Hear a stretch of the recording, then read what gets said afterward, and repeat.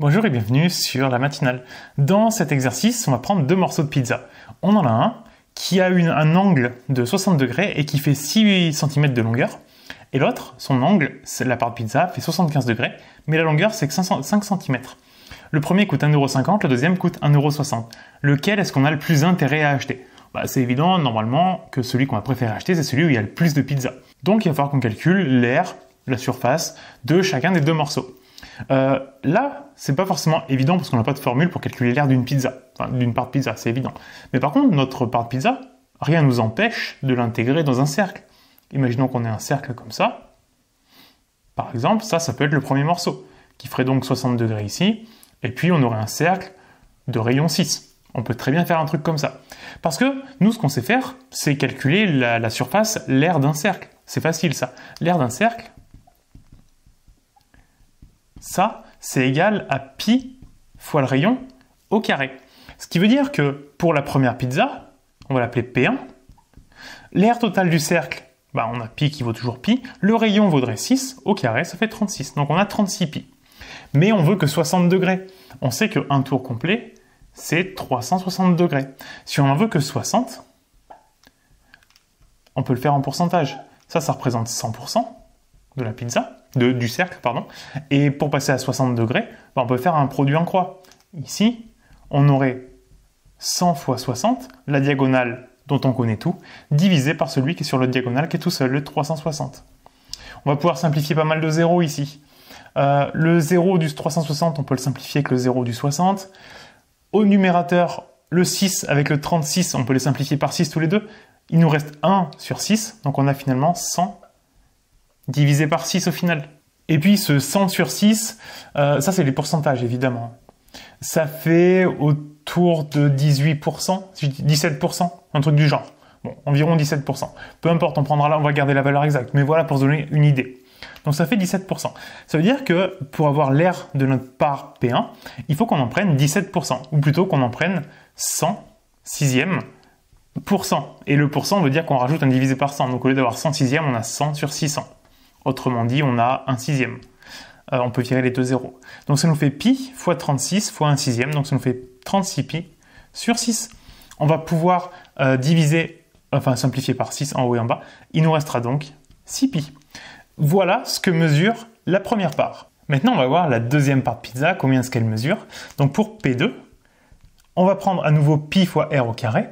Donc pi reste pi, r il valait 25, donc ça fait fois 20, il valait 5, pardon, donc au carré ça fait 25.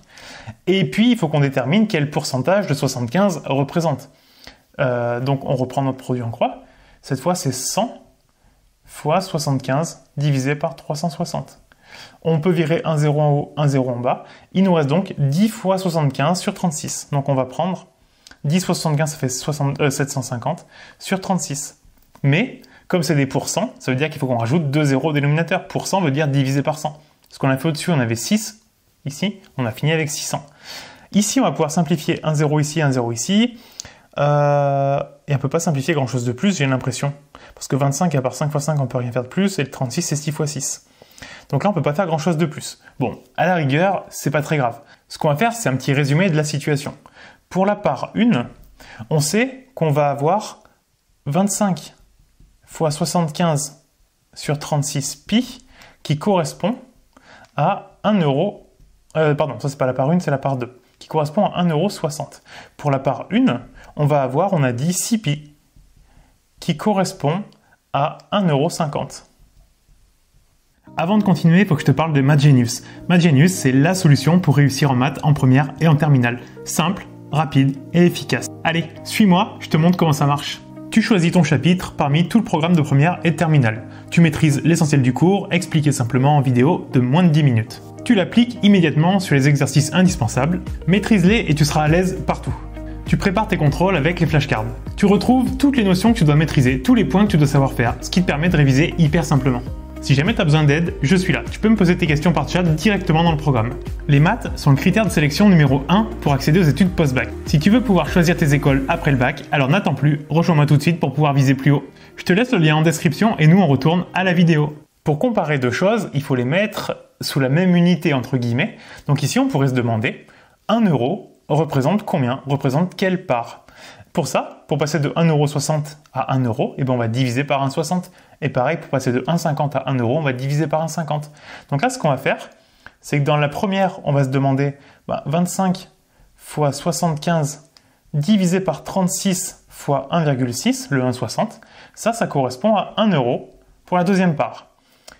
Pour la part 1, on aura 6 pi divisé par 1,5. Et ça correspondra à 1 euro pour la première part. Le euro qui donnera le plus de pizza, c'est celui qu'on va privilégier. Et finalement, la calculatrice, on va obtenir pour la part de 1 euro représente 10,22 cm2, l'aire de pizza. Et pour la part 1, 1 euro représente 12,56 cm2. Donc finalement, ce qui est le plus intéressant pour le client, c'est de choisir la part numéro 1. J'ai fait une petite erreur. Ici, c'est pas 36, c'est 360. Il me restait bien un 0 ici. Donc je l'ai modifié dans le calcul, on a les bons résultats. Et donc, au final, on aurait plutôt intérêt à privilégier la première part.